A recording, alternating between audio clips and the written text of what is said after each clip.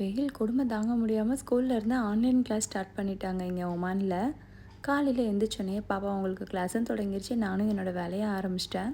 பிரேக்ஃபாஸ்ட்டுக்கு white sauce pasta தான் வேணும்னாங்க. நிறைய வீடியோஸை பார்த்துட்டு அதிலேருந்து நமக்குன்னு ஒரு ஸ்டைல் இருக்கும் இல்லையா, அந்த ஸ்டைலில் செய்ய ஆரம்பிச்சிட்டேன். பாஸ்தா வந்து தனியாக வேக வச்சுக்கோங்க. கொஞ்சோல எண்ணெய் உப்பு போட்டு அதுக்கப்புறம் ஒரு சட்டியில் ஒரு 2 கிளாஸ் பால், ஒரு வெங்காயம், 4-5 பல் பூண்டு, அதுக்கப்புறம் கிராம்பு, பட்டை போட்டு தனியாக பாயில் பண்ணி வச்சுக்கோங்க.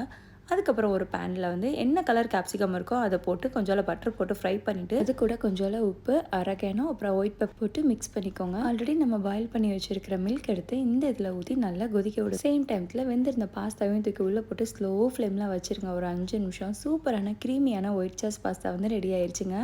இன்னும் என்ன, ஆன்லைன் கிளாஸ் தான் ஆல்மோஸ்ட் ஹாலிடே மாதிரி தான் ஸ்டார்ட் ஆகிருச்சிங்க எங்களுக்கு. ஸோ டெய்லி ஏதாச்சும் வித்தியாசமாக கேட்டு என்னைய டார்ச்சர் பண்ணுவாங்க.